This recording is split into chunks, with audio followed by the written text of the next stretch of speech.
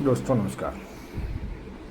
तो आइए, एक बेहतरीन क्वेश्चन है और क्वेश्चन का जवाब देना है मुझे, और काफ़ी अच्छा सवाल है। किसी भाई ने मुझे कमेंट किया था पर्सनली कि उसको स्टॉक मार्केट में काम करना है, तो उसको सबसे बेस्ट क्या है। बेस्ट का मतलब ये बेस्ट वो पूछना चाह रहा है कि आखिर फंडामेंटल बेस्ट है या टेक्निकल। तो दोस्तों, अगर आपको फंडामेंटल आता है, ठीक है, अब मैं रिव्यू करूँगा फंडामेंटल की तरफ जाइए, ठीक है। कारण ये है कि फंडामेंटल अगर आप जानते हैं तो आपका जो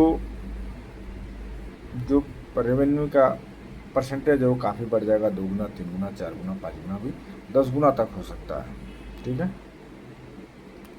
हाँ, और टेक्निकल में यह है कि अगर आपको सही टेक्निकल आता है, ठीक है, तो जितने समय में, मान लीजिए कि कोई पैसा आपने किसी शेयर में लगाया, सपोज करो किसी शेयर में लगाया, सपोज करो जोमेटो में लगाया, और जोमेटो 5 साल में किसी पैसों को 2 गुना 3 गुना किया, ठीक, 2 गुना किया सपोज करो।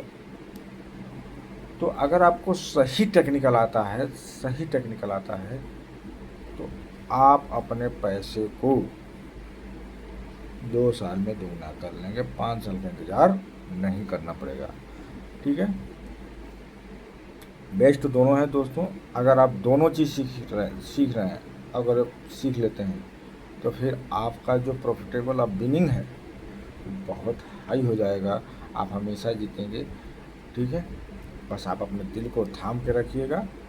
और आजकल के मार्केट को देखते हुए जो सबसे ज़्यादा लोग, जो बड़े बड़े इन्वेस्टर, जो बड़े बड़े लोग हैं, वो फंडामेंटल एनालिसिस तो कर ही रहे हैं, साथ में टेक्निकल को भी रिव्यू दे रहे हैं, ठीक है। क्योंकि बहुत सारे स्टॉक मार्केट की जो हलचल रही है सन 2023 के बाद, जो स्टॉक 50%, 60%, 70%, 100%, 200% ऊपर थे, वो आज स्टॉक अपने कहीं न कहीं बॉटम पे पहुंच चुके हैं।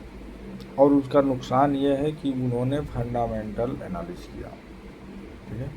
फंडामेंटल में एक चीज़ ये है कि आपको खबरों से जुड़ा रहना चाहिए, कहीं ना कहीं आपको एनालिसिस करना चाहिए। और अगर आप इंडिकेटर, मतलब टेक्निकल चीज़ करते हैं, आप इंडिकेटर प्लॉट करते हैं, आप RSI लगाते हैं, तो आपको मालूम हो जाएगा कि हाँ, ये कुछ ऐसी चीज़ें बन रही है, शायद मार्केट यहाँ से नीचे जाएगा, तो हमको अपने पैसों को अभी सिक्योर कर लेना चाहिए। तो बेस्ट दोनों है दोस्तों। आप किस चीज़ को चुनना चाहते हैं वो आपके ऊपर डिपेंड करता है, ठीक है। मेरी तरफ से बेस्ट दोनों हैं। और अगर आप दोनों चीज़ सीखना चाहते हैं तो आने वाले समय में मैं मेरी यूट्यूब वीडियो पे फंडामेंटल एनालिसिस भी आएगा। टेक्निकल मैं चला ही रहा हूँ, बिल्कुल ईजी टू वे चला रहा हूँ टेक्निकल, ठीक है। हाँ, अगर किसी को कुछ नहीं करना है तो हमारे नीचे व्हाट्सएप नंबर पे आप संपर्क कर सकते हैं। मैं इसमें विथ एसल स्टॉक प्रोवाइड करता हूँ। थोड़ा सा मिनिमम चार्ज से आप लोग उसको बाई ले सकते हैं उस सुविधा को। और ओवरऑल अगर देखा जाए तो फंडामेंटली बेस्ट मेरे तरफ से, ठीक है, मेरे तरफ से। लेकिन आप सही जानकार हैं तो टेक्निकल भी बेकार नहीं है। वैसे मैं भी टेक्निकल ही सिखा रहा हूँ, क्योंकि फंडामेंटल का नुकसान ये है कि आपको अपडेट रहना पड़ेगा। अपडेट, किस कंपनी की कब सूचनाएं आ जाए। फंडामेंटल में हम ये देखते हैं कंपनी क्या करती है, कंपनी का रेवेन्यू करते हैं, कंपनी का फाइनेंशियल रिपोर्ट देखते हैं, कंपनी का मेजरमेंट देखते हैं, ठीक है, कंपनी क्या कर रही है। और टेक्निकल में हमको ज़्यादा कुछ ताम झाम नहीं करना है।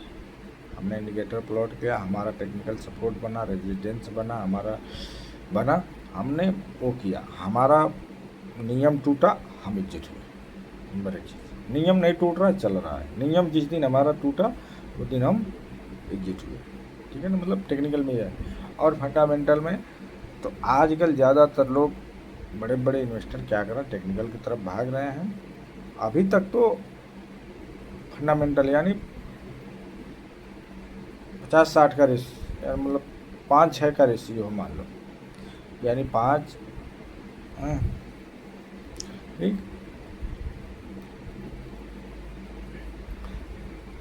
मतलब टेक्निकल है तो 6 फंडामेंटल है, लेकिन अगर ओवरऑल देखा जाए तो फंडामेंटल है, लेकिन ज़रूरत दोनों की है दोस्तों। आप क्या चुनना चाहते हैं वो आप पे डिपेंड करता है, ठीक है। तो बाकी 100% मार्केट में कुछ नहीं है, कभी भी कुछ भी हो सकता है, ये हमेशा दिमाग में बैठा के रखिएगा। हाँ, लेकिन अगर आप सही तरीके से काम करेंगे तो पैसे की गर्थ है मार्केट, आपकी जीतने की प्रोबेबिलिटी बढ़ेगी। तो और ज़्यादा से ज़्यादा एक बार कहूँगा कि आप चैनल को सब्सक्राइब जरूर करिएगा। थैंक यू, धन्यवाद।